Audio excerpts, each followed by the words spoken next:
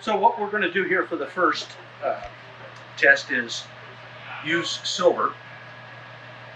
We're going to mix it with water. In its pure form, it's pretty viscous, especially for dipping applications. So we're going to make a 1-to-1 solution, meaning 1 gallon of paint mixed with 1 gallon of water. Now you can see when we pour, we have a lot left in the pail, so we can use our water in here first to rinse the sides of the pail, so we're not wasting anything. And we're not discarding anything to the environment that we don't need to.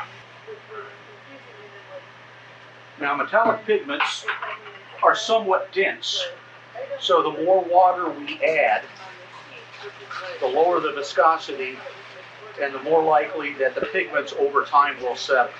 So periodic stirring will be beneficial to keep the solution uniform. And then once we have the components in there, we can go ahead and stir. Nothing fancy. And you don't need to stir at a rapid rate. Stirring too quickly will generate way too much foam. And when the paint dries, it can leave unsightly marks where the air bubbles pop. This is seeded eucalyptus, and it's referred to as naked because all the leaves have been stripped off.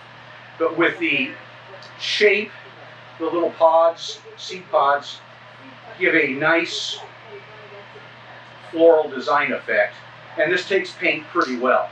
So literally, there's nothing super complicated. We're just going to immerse the foliage.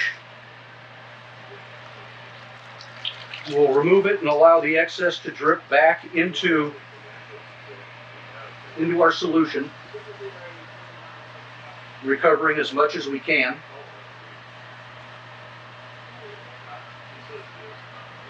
And after this is done, it will hang and be allowed to dry.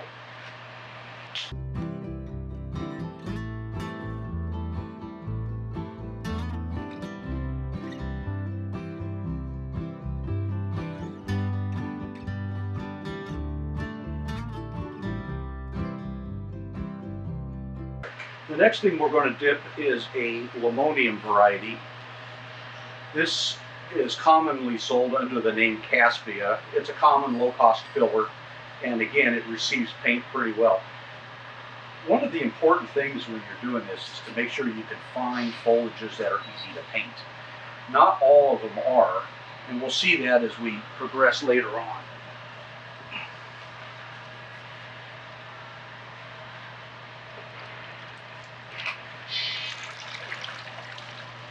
And you can see some of the paint film there. That'll come away as we shake it. That'll disappear.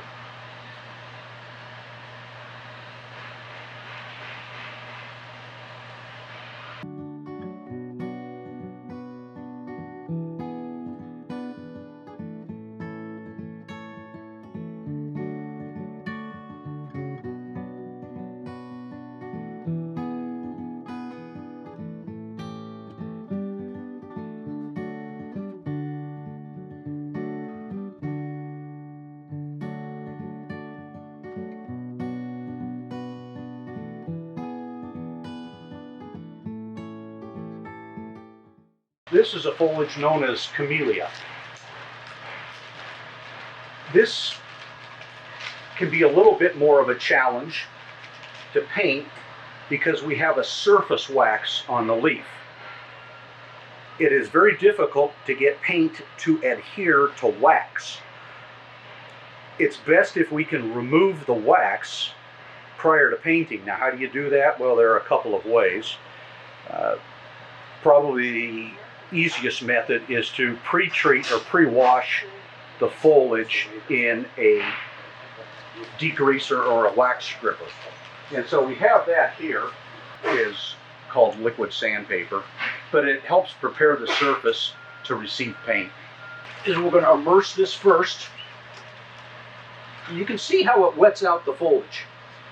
Without this, the water would beat up on the leaf, much like you see water on the waxed car surface. And the longer you leave it in, the more effective it will be.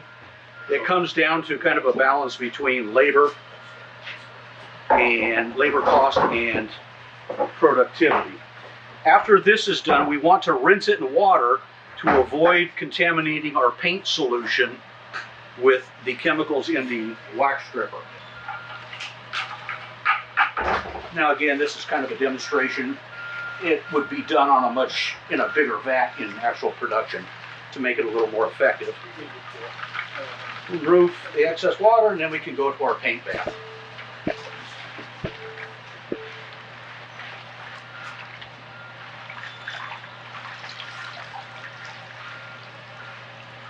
We see we get a pretty good coating.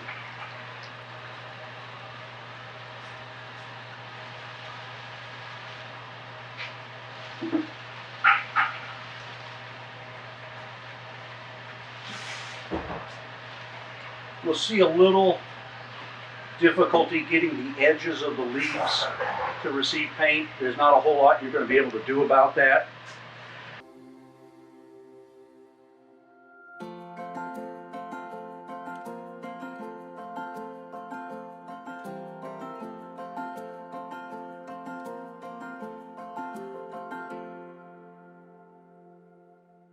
Is that there's differences between the gold and the silver paint, and so we need to customize or fit the dilution to the paint. What we have found through our testing is that a dilution rate of 3:1, in other words 3 parts paint, 1 part water, works well for the gold to get full coverage. Now, if you want to do a real light accent, what some people might call a wash, you can dilute it down further. But again, remember that the more water you put in, you lower the viscosity of the paint solution, the greater the tendency that the pigment is going to want to settle out of solution. So periodic mixing is very beneficial.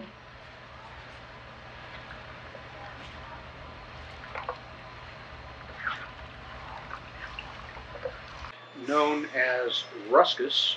There are different varieties of Ruscus. 2 predominant ones. This is known as Italian Ruscus. There's also an Israeli Ruscus that is similar in appearance. This also makes a nice painted filler for holiday arrangements.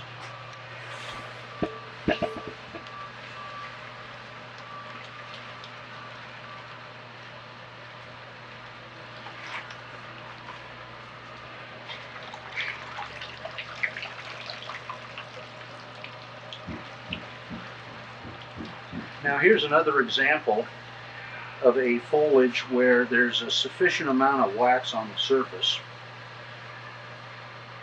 So getting paint to adhere is a little bit more of a challenge for something like this, or the Camellia we worked with, or a real common foliage that's painted, what is known as baby eucalyptus. But that's fairly uniform coverage. If you dilute it too much further, you're going to find that as the water increases, your coverage uniformity decreases.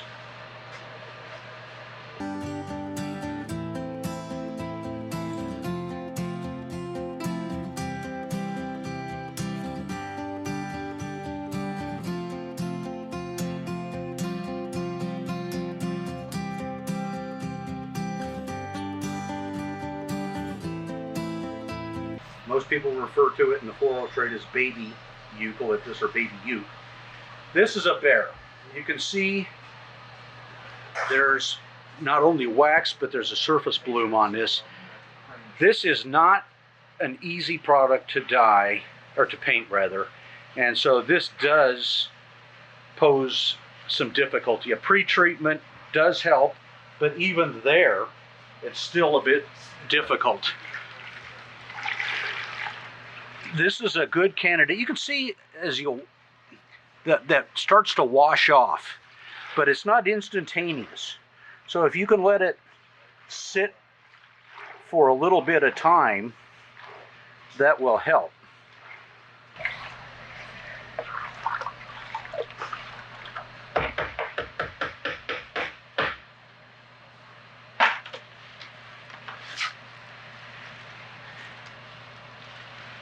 Now normally we would have a greater depth of solution here, but since this is really a sample demonstration, we're not filling the tote like we normally would.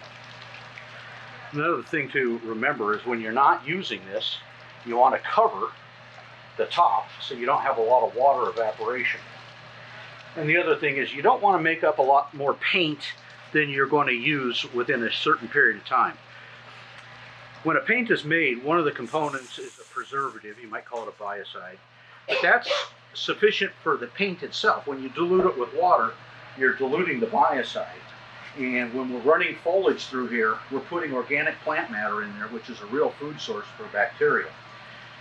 And so if you let this sit for an extended period of time, several days, you're going to start seeing microbial formation, bacteria, mold, yeast.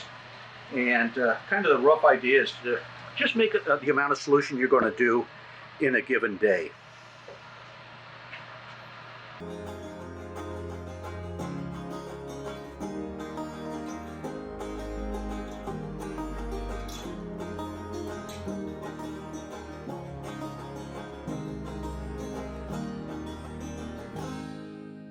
We don't always have to have solid coverage on everything. Sometimes an accent is nice. This is Hypericum. It is a foliage with the fruited berries on the top that are particularly nice at Christmas. Red and gold, maroon and gold make good combinations. So what we've done here is we've diluted the paint mixture down to 1:1. We don't want, for this particular case, solid coverage. We're going to give it a wash effect. You can see we still have some of the green from the leaves coming through. We have some of the red in the fruit up top. When it dries, it's a really nice effect.